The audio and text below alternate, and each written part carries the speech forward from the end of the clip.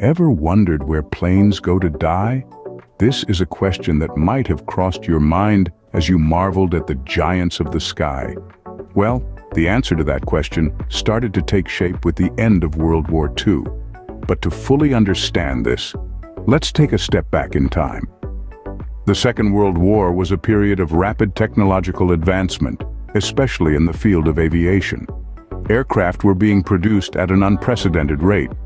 But as the war drew to a close, there was a sudden surplus of military aircraft. The question arose, where do you store such an enormous quantity of redundant planes? Enter the concept of aircraft graveyards. Initially, these were vast open spaces, often in arid regions where these surplus aircraft could be stored. The dry conditions helped to slow the corrosion process, preserving the planes for possible future use. These graveyards became the final resting places for aircraft that had served their time in the sky, a testament to the rapid progress and the devastating conflict of the war years. These graveyards were not just about storage, though. They also served as a resource pool. Aircraft that were beyond repair could be stripped for parts, recycling valuable materials and components. This was a practical solution to a logistical problem, but it was also a poignant reminder of the transitory nature of technology, how quickly the cutting edge can become obsolete. In fact, some of these aircraft graveyards are so large, they've been likened to cities of metal birds, silent and stationary, their once mighty engines now quiet. They stand as monuments to a bygone era, a time of intense conflict and remarkable innovation. Thus, the need for a resting place for these giants of the sky gave birth to what we now know as aircraft graveyards. So, what's the real deal behind these giant graveyards? Are they just for storage, or is there more? Well, as it turns out, aircraft graveyards serve a multifold purpose. Yes, they are a storage place for retired aircraft, but their role extends far beyond that.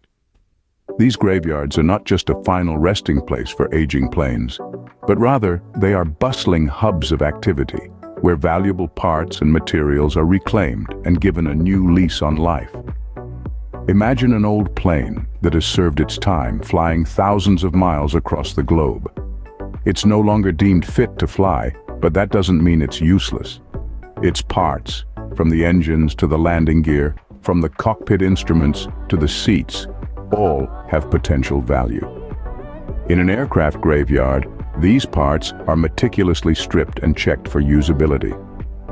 If they pass the stringent safety tests, they are cleaned, refurbished, and sold to aircraft operators around the world. This process of recycling not only reduces waste, but also makes economic sense, as these parts often cost a fraction of new ones. But the recycling efforts don't stop at the parts. The remaining fuselage, once stripped of all usable components, is often sold to scrap metal dealers. The aluminum from the aircraft's body is highly sought after in various industries, including automobile manufacturing and construction. Even the smaller elements such as wires and cables are salvaged for their copper content. Additionally, these graveyards also serve as a storage facility for aircraft that are temporarily out of service. This could be due to a downturn in the aviation industry, like during a global pandemic, or during periods of routine maintenance or upgrading. In essence, these graveyards ensure that every part of an aircraft has its final use, even in death. So the next time you see an image of a vast expanse filled with silent, grounded aircraft, remember that it's not just a graveyard, it's a treasure trove of valuable resources, working to give these majestic machines a purposeful end. Time changes everything, and aircraft graveyards are no exception. The concept of aircraft graveyards has certainly evolved over the years, transitioning from mere storage facilities to recycling and reclamation hubs.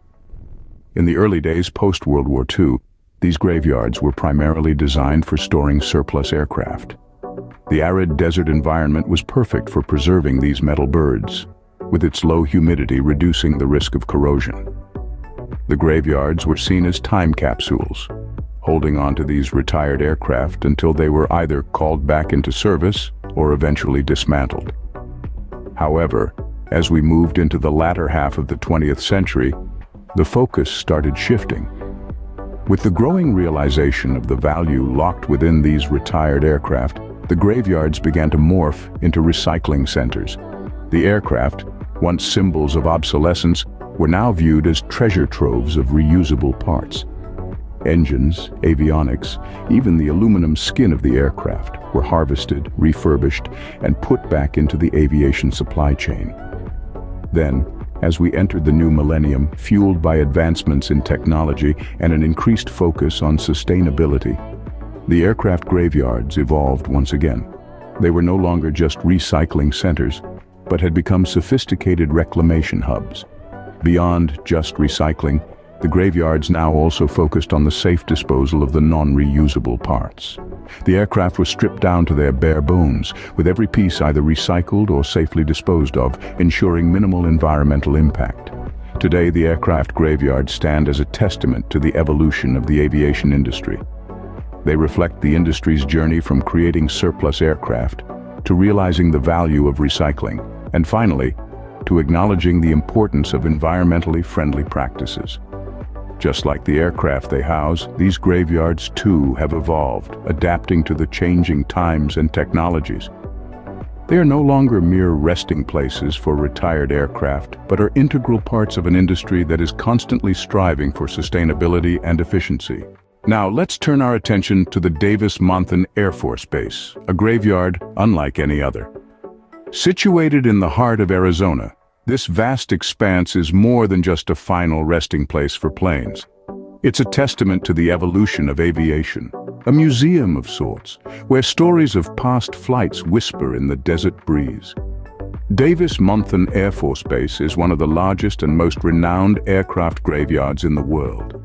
It sprawls over 2,600 acres of the Arizona desert, an impressive site that is home to more than 4,000 aircraft. Here, planes from various eras, each with its own unique history, stand side by side, a silent testament to the passage of time. But the base is more than a mere monument to aviation's past. It's a crucial player in the life cycle of an aircraft. The hot, dry climate is perfect for preserving metal, making it an ideal location for aircraft storage. Planes here aren't just left to rust. They're meticulously maintained, their parts regularly serviced, ready to take to the skies at a moment's notice. The Davis-Monthan Air Force Base is also a leading center for recycling and reclamation. It's where old planes get a new lease on life. Through the process of reclamation, valuable parts are carefully harvested from retired aircraft and given a second chance in active planes. In some cases, entire aircraft are refurbished and repurposed, proving that even in a graveyard, life can find a way. In essence, the Davis-Monthan Air Force Base is a shining example of the paradox of an aircraft graveyard. It's a place where the end meets the beginning, where the old gives way to the new, and where the cycle of aviation life continues unbroken. The Davis-Monthan Air Force Base stands as a testament to the importance and scale of aircraft graveyards. It's a place that reminds us of the depth of our human ingenuity, the impermanence of our creations, and the undying spirit of exploration that keeps us reaching for the skies. From the bustling Davis-Monthan Air Force Base, we move to the serene landscapes of the American High Desert. The American High Desert is a fascinating region, a vast expanse of arid land stretching as far as the eye can see. But this isn't just a barren wasteland. Over the years, it has become the favored final resting place for many of our airborne companions. So, why the American High Desert? Well, the reasons are quite practical. The dry climate of the desert is the first aspect that makes it an ideal location.